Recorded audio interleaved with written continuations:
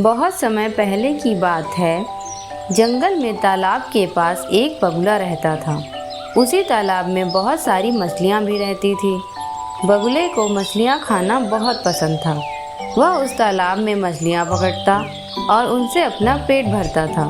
धीरे धीरे समय बीतता गया और समय के साथ साथ बगुला बहुत कमज़ोर हो गया, जिससे वह शिकार करने में भी परेशानी का अनुभव करने लगा।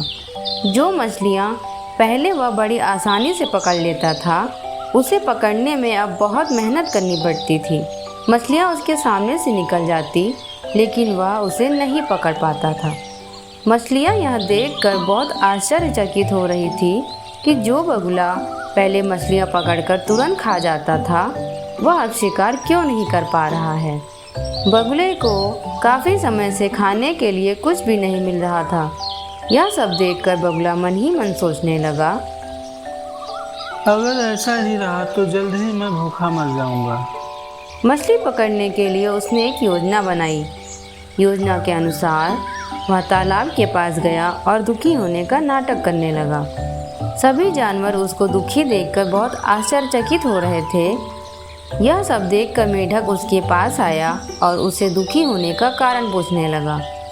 क्या हुआ बगुला भाई, तुम बहुत परेशान लग रहे हो। बगुला भी नाटक करते हुए बोला, मुझे तो ये बताते हुए बहुत दुख हो रहा है, लेकिन मैं तुम लोगों को किसी भी परेशानी में नहीं देखना चाहता हूँ, इसलिए तुमको ये सब बता रहा हूँ। आज जब मैं जंगल से तालाब की तरफ आ रहा था तो मैंने कुछ लोगों को बात करते हुए सुना। वो जल्द ही इस तालाब को मिट्टी से भर देंगे और यहाँ पर खेती करेंगे। यह सब बात सुनकर वहाँ सभी जानवर बहुत परेशान होने लगे और आपस में बातें करने लगे। मछली बोली, बगुला भाई, हमें बचाने का कोई उपाय निकालो। बिना पानी के हम सब कैसे रहेंगे। बिना पानी के तो हम सब मर जाएंगे। यह सब देखकर बगुला मन ही मन सोचने लगा कि मेरी योजना तो काम कर रही है। तभी मेढक ने बगुले से कहा, बगुला भाई, हमें बचाने का कोई उपाय निकालो। बगुला बोला, मैं तुम सबको परेशानी में नहीं देख सकता हूँ। मेरे पास तुम लोगों की जान बचाने का एक उपाय है।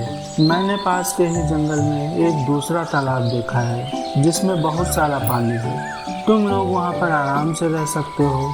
मैं सभी को एक साथ तो नहीं ले जा सकता हूँ, लेकिन थोड़े थोड़े लोगों को मैं वहाँ पर पहुँचा दूँगा और तुम लोग वहाँ पर आराम से रहना।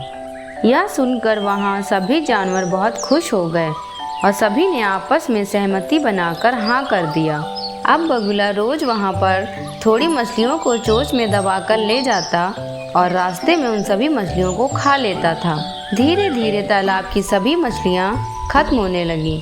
यह सब देखकर केकड़ा थोड़ा चिंतित होने लगा और उसने बगुले से बोला, इस तालाब में सारी मछलियाँ खत्म हो रही हैं। मैं यहाँ अकेला रह गया हूँ, मुझे भी वहाँ ले चलो। यह सुनकर बगुला बोला, कल मैं यहाँ आऊँगा और तुम्हें वहाँ पर तालाब के पास ले चलूँगा। दूसरे दिन बगुला आया और केकड़े को अपनी पीठ पर बैठाकर तालाब की ओर चल पड़ा। बगुला केकड़े को अपनी पीठ पर बैठाकर ले जा रहा था। तभी बगुला मन ही मन केकड़े को खाने की युक्ति निकालने लगा और वह आराम करने के बहाने नीचे एक चट्टान के पास गया, जहाँ वह सभी मछलियों को खाता था। केकड़े ने वहाँ पर मछलियों के कंकाल देखे और उसको सारा माजरा समझ में आ गया। उसने बिल्कुल देर ना करते हुए सारस की गर्दन को अपने पंजों में जकड़ लिया और उससे पूछने लगा। अपनी गर्दन को केकड़े की पंजों में फंसा हुआ देखकर उसने सब कुछ सच सच उगल दिया। यह सब सुनकर केकड़े को बहुत क्रोध आया और उसने सारस के गले को दबा दिया और बगुला तुरंत मर गया। इसीलिए बोला गया है कि हमें लालच नहीं करनी चाहिए।